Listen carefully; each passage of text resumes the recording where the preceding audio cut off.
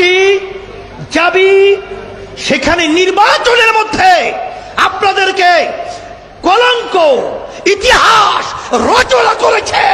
এরপরে আপনাদের বুঝেছে না ফ্যাসিস্টের বিরুদ্ধে ইসলামী আন্দোলনের ভূমিকা কি ছিল, অবস্থান কি ছিল। মিথ্যা বলে দিনকে রাত্র পালাবেন না, এর থেকে ফিরে আসবেন, এটা আপনাদেরকে অনুরোধ করছি। এনি সাহেব বিএনপি, সে আজকে বক্তব্য রেখেছেন অত্যন্ত আপত্তিকর।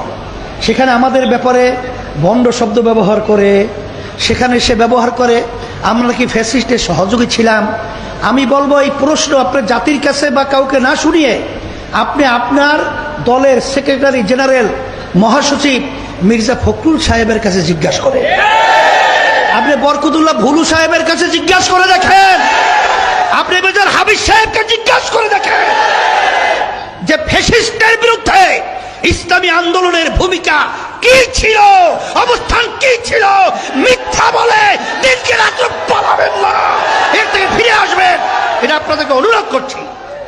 সেই সাহেব পরিষ্কারভাবে আমি বলছি, কারা দোষর ছিল, কারা খুনিদের, তাদের বিচার না হওয়া পর্যন্ত দল নিষিদ্ধের ব্যাপারে আপত্তি জানায়, এরা বাংলাদেশের জনগণ জানে। জুলাইয়ের চেতনা কি, এটা আপনারা ভার্সিটি যাবি, সেখানে নির্বাচনের মধ্যে আপনাদেরকে কলঙ্ক ইতিহাস রচনা করেছে। এরপরে আপনাদের বুঝেছে না। এই জন্য আমি বলবো, যদি এখন আপনাদের এই বক্তব্য থেকে, যদি আপনাদের এই মন মানসিকতা থেকে এখনো যদি ফিরে না আসেন, আর কতদিন মায়ের কোল খালি হবে, আর কতদিন আমাদের দেশের টাকা বিদেশে পাচার হবে, আর কতদিন এই দেশের মানুষ লক্ষ লক্ষ মিথ্যা কেসের মাধ্যমে তাদের সংসার ধ্বংস হবে, এটা বাংলাদেশের জনগণ দেখতে চায় না। এর পরিবর্তনের জন্যই আমরা আওয়ামী লীগ দেখেছি, বিএনপি দেখেছি, আমরা জাতীয় পার্টি দেখেছি, কিন্তু আমরা ইসলাম দেখি নাই। এই দেশের ভিতরে ৯২% মতো মুসলমান বসবাস করে, সেই দেশের মুসলমানদের চাহিদা হলো ইসলামী নীতি আদর্শের সাথে জড়ায় থাকা, সাথে সাথে অন্য জাতিরাও ইসলামকে এই জন্য গ্রহণ করবে, কারণ জান মাল ইজ্জতের নিরাপত্তার গ্যারান্টি হলো সেই নীতি আদর্শের নাম হলো ইসলাম।